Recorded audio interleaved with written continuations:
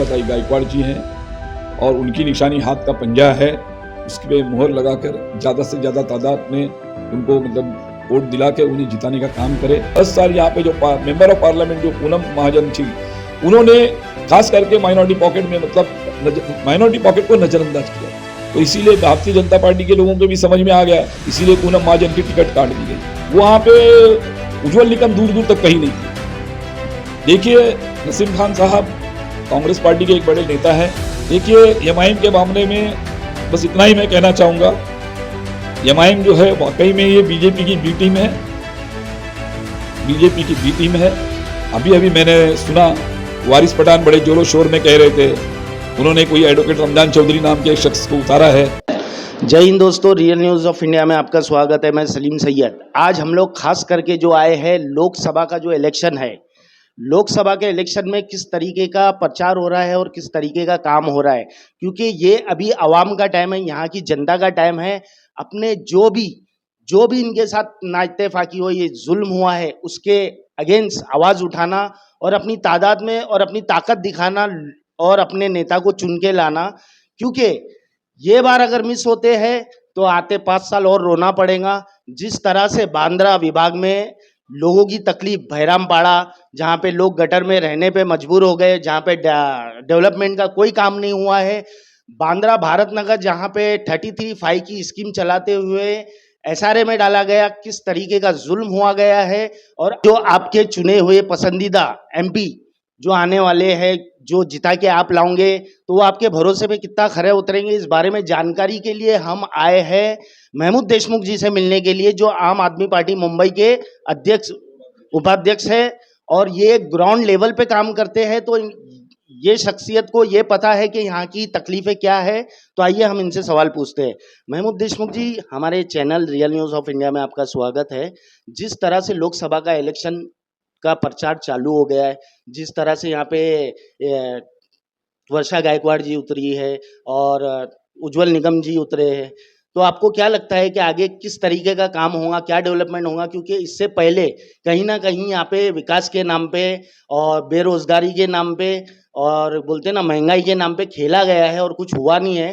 तो आने वाले दिनों में क्या हो सकता है, इस बारे में बताइए। देखिए, सबसे पहले तो मैं आपके चैनल के माध्यम से नॉर्थ सेंट्रल की आवाम को अपील करना चाहता हूं कि आने वाले 20 मई को India alliance, India block Maha Vikas Aghadi की जो उम्मीदवार हैं, मुंबई कांग्रेस की अध्यक्षा सम्माननीय वर्षाताई गायकवाड़ जी हैं और उनकी निशानी हाथ का पंजा है। उसके पे मुहर लगाकर ज़्यादा से ज़्यादा तादाद में उनको मतलब वोट दिला के उन्हें जिताने का काम करे। ये सबसे पहले तो मैं आप लोगों से अपील करना चाहता हूँ आपके चैनल के माध्यम से। दूसरा जो आपका सवाल है कि क्या मतलब वर्षा गायकवाड़ जी यहाँ के भरोसे पे कायम उतरेंगे? भरोसे पे कायम उतरेंगे क्या? तो मैंने अभी ही थोड़ी देर पहले मैंने आपसे कहा था कि वर्षा गायकवाड़ जी भले ही धारावी से विधायक हैं, लेकिन उनका जो बैकग्राउंड है, फैमिली बैकग्राउंड है, वो एकनाथराव गायकवाड़ जी की मतलब सुपुत्री है, बेटी है। एकनाथराव गायकवाड़ जी ने कांग्रेस पार्टी के लिए अपना पूरा जीवन अर्पित किया, समाज सेवा में पूरा अपना जीवन अर्पित किया। वो उस विभाग से विधायक रहे, सांसद रहे, मंत्री रहे। उन्होंने काफ़ी मतलब धारावी के लिए काम किया, धारावी के लोगों के लिए काम किया। साउथ सेंट्रल से वो लोकसभा सदस्य भी रहे, वहाँ के लोगों के लिए काम किया। और जब स्वर्गीय एकनाथराव गायकवाड़ जी सांसद बने तो वर्षा गायकवाड़ जी वहाँ से विधानसभा की सदस्य चुनी गई और लगातार मतलब 20 साल से वो वहाँ पे विधायक मंत्री बनकर उन्होंने धारावी के लिए काम किया, महाराष्ट्र के लिए काम किया मंत्री बनकर। तो एक एग्जाम्पल आपके सामने है कि जो मतलब पीढ़ी दर पीढ़ी जिनके पिताजी मतलब धारावी में लगातार चुनकर आते रहे, जो वर्षा गायकवाड़ जी 4 बार मतलब वहाँ से मतलब विधायक रही। मैं ये कहना चाहता हूँ कि वर्षा गायकवाड़ जी अपने काम के ऊपर खरे उतरेंगी। इसका मैं एक बात बता रहा हूँ, मैं आपको ये श्योर है, 100% ये है कि वो अपनी जिम्मेदारी पे खरी उतरेंगी। अगर वो जिम्मेदारी पे खरी उतर रही है, इसीलिए वहाँ के लोगों ने उनको सर आंखों पे बिठा के रखा है। देशमुख जी, आप भी जानते हैं यहाँ के हालात क्या है। भैरामपाड़ा, नौपाड़ा, भारत नगर, गोलीबार, यहाँ के क्या मसले हैं, यहाँ पे डेवलपमेंट के नाम पे किस तरीके से लूटा जा रहा है। इससे पहले जो एमपी रह चुके हैं वो कितने ग्राउंड लेवल पे काम करी है, नहीं करी है, आप बेहतर जानते हैं। आने वाले दिनों में जो यहाँ के लोग परेशान हैं, ये लोगों को क्या राहत मिल सकती है, और मैडम की जो वर्षा गायकवाड़ जी है उनकी योजनाएं क्या क्या है, इस बारे में बताएंगे। देखिए, जैसे अभी आपने कहा धारावी के मामले में अदानी की बात जो आपने निकाली, सेम इशू जो है हमारे भारत नगर का है ना। वर्षा गायकवाड़ जी ऑलरेडी मतलब धारावी में आम आदमी पार्टी भी है, वहां पे लड़ाई लड़ रही है, और वर्षा गायकवाड़ जी भी वहां पे अदानी के खिलाफ लड़ाई लड़ रही है। तो भारत नगर का जो इशू है, मैं आपके चैनल से मैं अपील करना चाहता हूं आपके माध्यम से, अगर भारत नगर के लोगों ने किसी के बहकावे में न आते हुए, न कौम के नाम पे, न जात के नाम पे, है ना, जज्बाती अगर होकर अगर वो अपना वोट इधर उधर नहीं दिया, तो और कांग्रेस पार्टी के मतलब जो वर्षा गायकवाड़ जी है उस उम्मीदवार को दिया, तो वो लड़ाई जो धारावी में लड़ रही है आज अदानी के खिलाफ, वही लड़ाई यहाँ के भारत नगर की लड़ाई भी वो लड़ेंगी, इसमें मुझे पूरा पूरा भरोसा है। वर्षा गायकवाड़ जी का कमिटमेंट रहेगा कि भारत नगर जैसे एरिया में 33 का काम हो सकता है, या होने वाला है, या होगा। देखिए, अभी चुनावी माहौल है, अभी इस मामले में मैं ऐसा ये आपको ये नहीं कह सकता कि वो अभी आपको कोई कमिटमेंट करेंगी, क्योंकि मामला चुनाव का चल रहा है, चुनाव प्रचार चल रहा है। लेकिन इतना मैं दावे के साथ कहता हूं कि अगर वर्षा गायकवाड़ जी यहाँ से जीत के आएंगी, तो भारत नगर का जो मसला है उसको हल करने का पूरा पूरा ईमानदारी से कोशिश करेंगे। जिस तरह भैराम और नौपाड़े में, मैं डेवलपमेंट की बात नहीं करूंगा, वहाँ तो बद से बदतर हालात है, लोग गंदे पानी में रहने पे मजबूर हो चुके हैं। वहाँ की गंदगी, वहाँ की जो गलियों की हालात है, वहाँ पे कभी हर साल में 2 बार घर गिरते हैं, वहाँ पे पूरे घर के घर डेमोलेशन होता है, आए दिन हादसे होते हैं। आज तक डेवलपमेंट का वहाँ पे कुछ नहीं हुआ। क्या इससे पहले जिस तरीके के हालात थे, तो आने वाले दिनों में भी यही हालात रहेंगे, या इसमें कुछ चेंजिंग आएंगी, इस बारे में बताइए। देखिए, मसला जो अभी आपने मतलब बहरामपाड़े की बात की, कल ही यहाँ पे वर्षा गायकवाड़ जी के जो हस्बैंड है यहाँ पे हमारे साथ बैठे थे, हमने उनके सामने ये बात रखी थी, और वर्षा ताई के सामने भी ये बात रखेंगे, क्योंकि बैराम नगर का जो मसला है वो रेलवे एंड महाराष्ट्र गवर्नमेंट का डिस्प्यूटेड लैंड डिस्प्यूट का मसला है।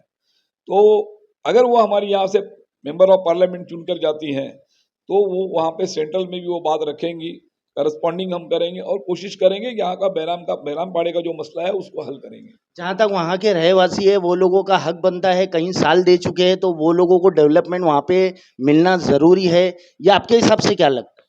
बेशक वहाँ पे आज 70 साल से भी ज़्यादा हुआ बैराम नगर के लोग मतलब वहाँ पे रहते हैं, वो कोई नई आबादी बसी हुई नहीं है। उन बैराम नगर के लोगों को जहाँ रहते हैं वहीं पे घर मिलना चाहिए बन के, ये हमारी मांग है। इसके लिए हम पहले भी कोशिश कर रहे हैं, उसके अलावा भी हम कोशिश कर रहे हैं, और ये हमारी खुशनसीबी होगी कि अगर वर्षा ताई गायकवाड़ इस वक्त अगर एमपी बन के आती हैं, तो मुझे पूरा विश्वास है कि वो ये लड़ाई लड़ेंगी। उसकी वजह एक बात बता रहा हूँ, जैसे अभी आपने कहा पिछले 10 साल जो हैं, पिछले 10 साल यहाँ पे बेकार हो चुके हैं। 10 साल यहाँ पे जो मेंबर ऑफ पार्लियामेंट जो पूनम महाजन थी, उन्होंने खास करके माइनॉरिटी पॉकेट में मतलब माइनॉरिटी पॉकेट को नजरअंदाज किया था। बैराम नगर हो, ऐसे तो उन्होंने मतलब देखिए हनुमान टेकड़ी से लेके इंदिरा नगर तक, हुसैन टेकड़ी तक जो डिफेंस की लैंड है, वहां के लोगों को भी इन्होंने सिर्फ और सिर्फ मतलब गुड़ लगा दिया था कि मैं डिफेंस के लोगों के लिए मतलब डेवलपमेंट का काम करूंगी, वहां के लोगों के लिए मेरे डिफेंस की एनओसी लाऊंगी, लेकिन पूनम महाजन ने कुछ काम नहीं किया। तो यहाँ रेलवे की लैंड हो, डिफेंस की लैंड हो, पूनम महाजन टोटली फेल रही है। एयरपोर्ट अथॉरिटी की लैंड है, इस नॉर्थ सेंट्रल डिस्ट्रिक्ट की अगर बात करेंगे तो डिफेंस की लैंड, एयरपोर्ट अथॉरिटी की लैंड, रेलवे की लैंड, तो ऐसे लैंड जो सेंट्रल गवर्नमेंट से रिलेटेड है ना, तो वहाँ की बस्तियों को बसाने के बजाय वहाँ पे लोगों को उजाड़ने का ही काम इन्होंने किया है। तो इसीलिए भारतीय जनता पार्टी के लोगों को भी समझ में आ गया, इसीलिए पूनम महाजन की टिकट काट दी गई। देशमुख जी, आपको काफी नॉलेज है पॉलिटिक्स की। इस समय आपको क्या लग रहा है, आपकी विचारधारा क्या है कि किसकी हवा चल रही है? क्योंकि वर्षा गायकवाड़ जी के सामने कहीं ना कहीं टफ उज्जवल निगम भी है, बीजेपी के, एक बोलते ना कि एडवोकेट, सीनियर एडवोकेट है। तो इस बारे में क्या बोलेंगे आप कि आगे क्या लहर होंगी और किसकी जीत हो सकती नहीं देखिए, जीत की मैंने कहा ना कि सोशल बॉन्डिंग जिसको कहते हैं, वहाँ पे उज्जवल निकम दूर दूर तक कहीं नहीं है। उज्जवल निकम एक एडवोकेट है ना, एक लॉयर है, वो अपनी जगह पे मतलब पेमेंट के ऊपर अभी उन्होंने रिजाइन दे दिया पब्लिक प्रोसिक्यूटर से। वो जो कर रहे हैं तो वो उन्होंने जनसेवा कुछ नहीं की है। अगर कोई कहता होगा कि उन्होंने पब्लिक की सेवा की है तो ये कुछ नहीं किया उन्होंने, है ना। तो ऐसा उम्मीदवार जिसको जमीन मालूम नहीं है, जिसको आम आदमी मालूम नहीं है, वो गरीबों के आंसू क्या पूछेगा। ये देखिए, राजनीति और समाजनीति इतनी आसान नहीं होती है। आपको आम आदमी के बीच में जाना होगा, उनके मतलब सुख दुख को समझना होगा। और मैं समझता हूं कि आज अगर एक तजुर्बेकार अगर उम्मीदवार हमारे बीच में है तो वो वर्षाताई गायकवाड़ है। वो भी एक प्रोफेसर है ना, एक शिक्षक है, एक टीचर है। तो मैं समझता हूं कि एक टीचर का किरदार एक बहुत बड़ा मायना रखता है ना। आपसे एक छोटी सी जानकारी लेना है कि इस समय माहौल जो चल रहा है आरिफ नसीम खान को लेके कि कांग्रेस पार्टी में उनकी नाराजगी चल रही है, तो इस बारे में आप क्या बोलना चाहें?